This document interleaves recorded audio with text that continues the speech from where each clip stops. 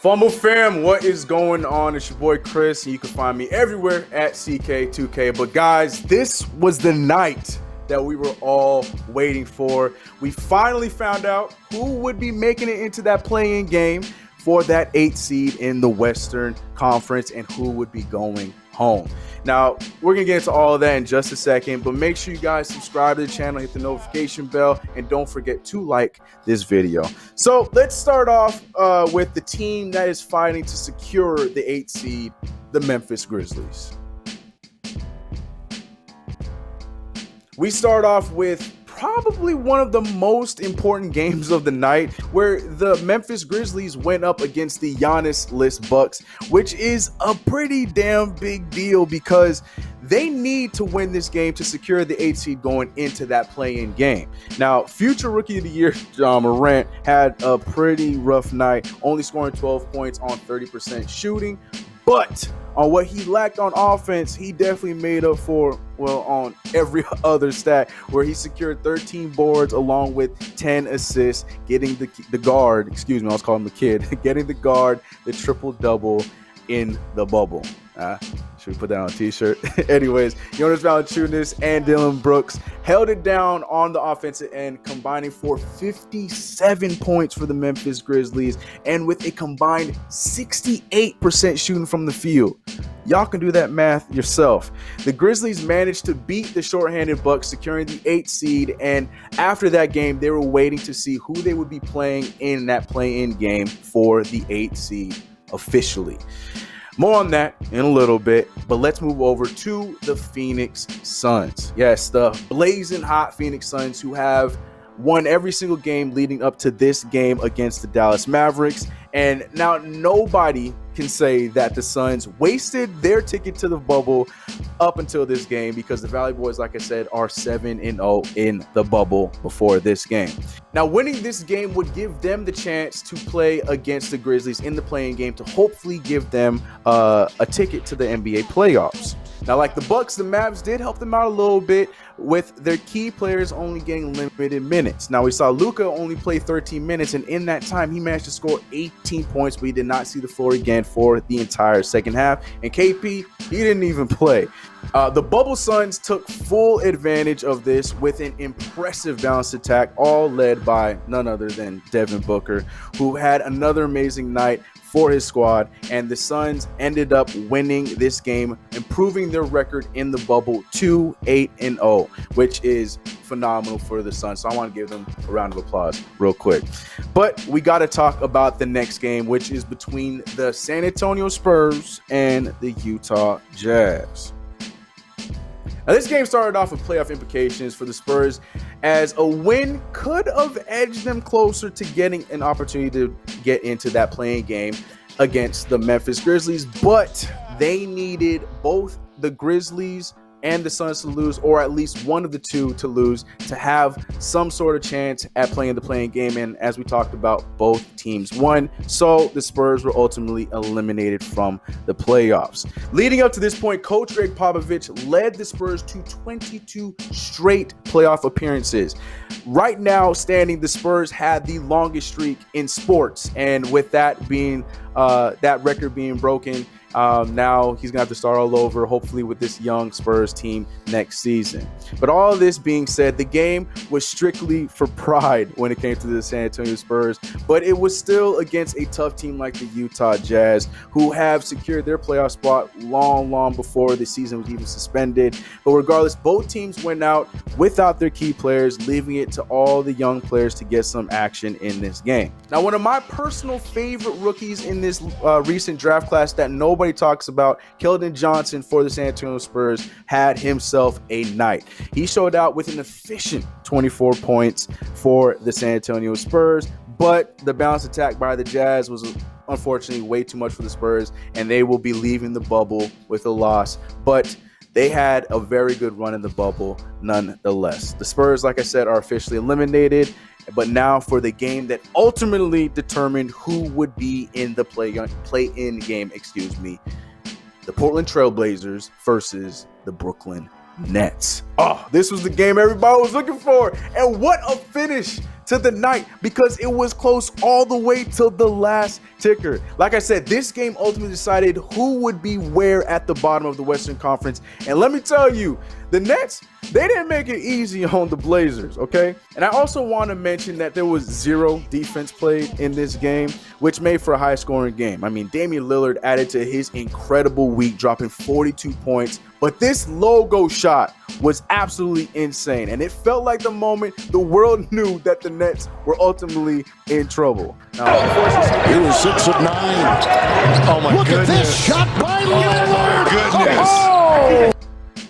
Great shot by Dame, but unfortunately CJ McCollum, who he did have 25 points, but it felt like every crucial point that he could have gave to the Blazers to actually give them a more comfortable lead, he missed throughout the game. But it was revealed earlier on in the game that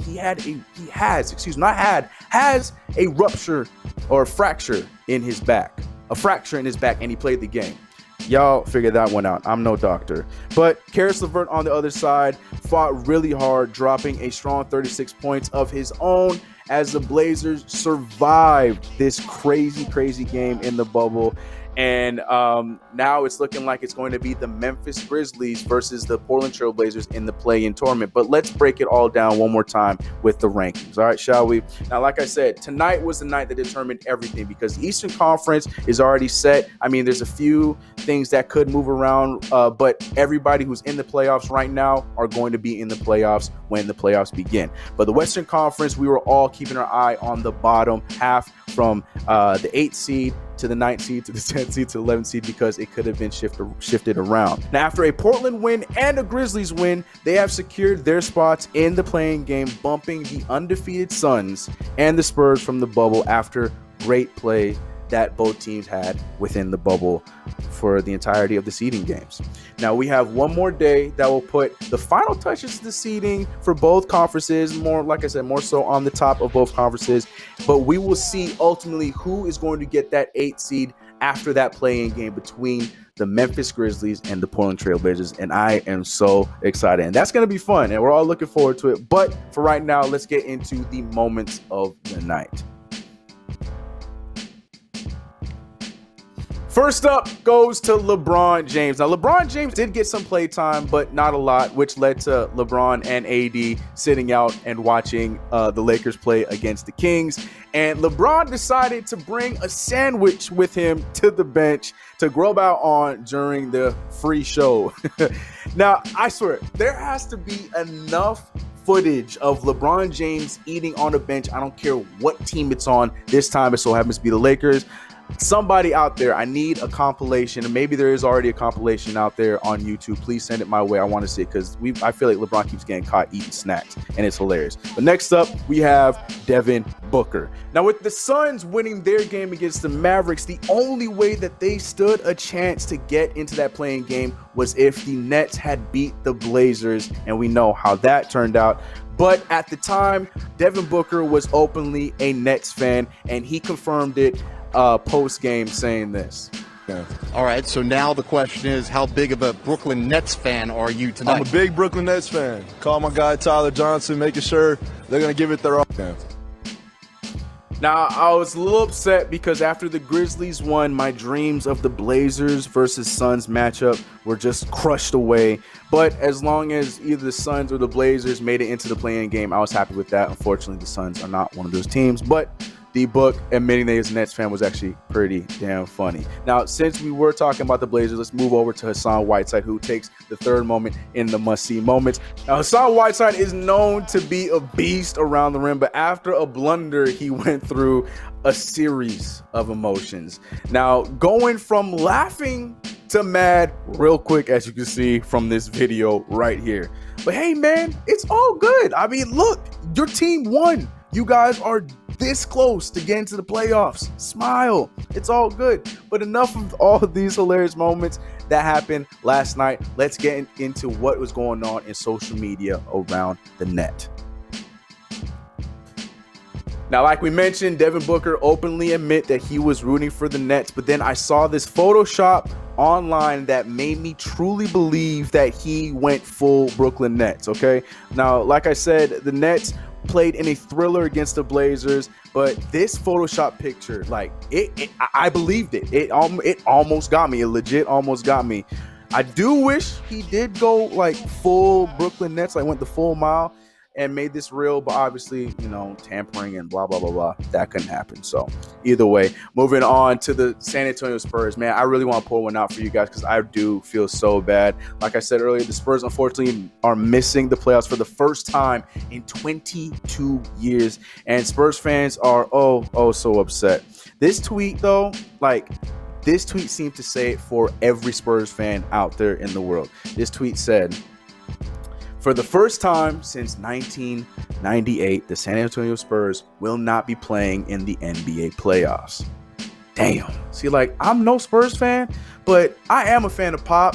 And this right here, like all these tweets and all the sad pictures that were going on, like I really felt that, man. So Spurs fans, stay up.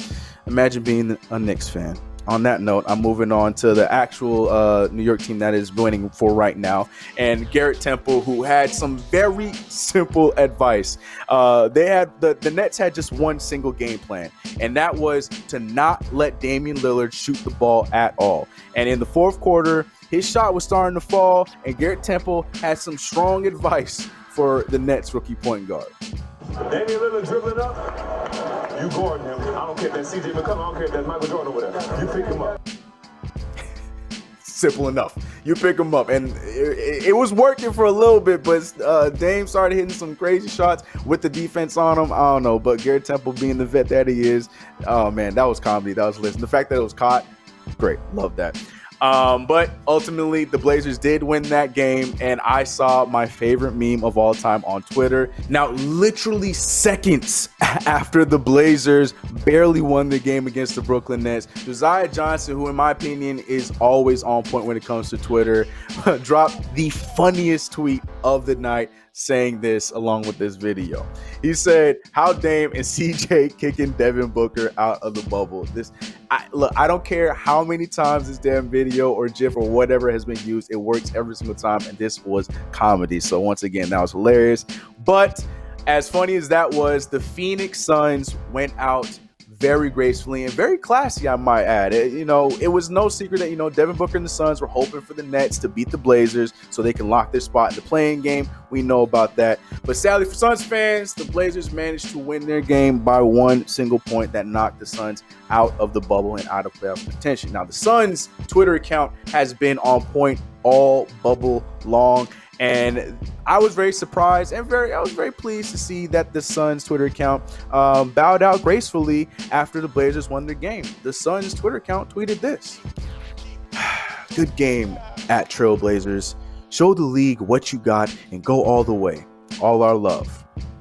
Now, like I said, cute moment. It was a bit sappy for me, but hey, I mean, who said that the Suns aren't classy? All right, been talking about the Suns for all these years. The Suns got some kind of class, okay? But anyways, what a night for the NBA. Playoffs are right around the corner, and the fact that these were all seeding games is insane, so I'm very excited about it. But who do you guys think is going to be taking this play-in game? You guys got Memphis or you got Portland? Please let me know all of your thoughts in the comments below. But guys, you know the deal. Make sure that you tune in tomorrow for more bubble action, and if you haven't already, subscribe to the channel, hit the notification bell. Don't forget to like this video. I'm gonna catch you guys in the next one. I'm out. Peace.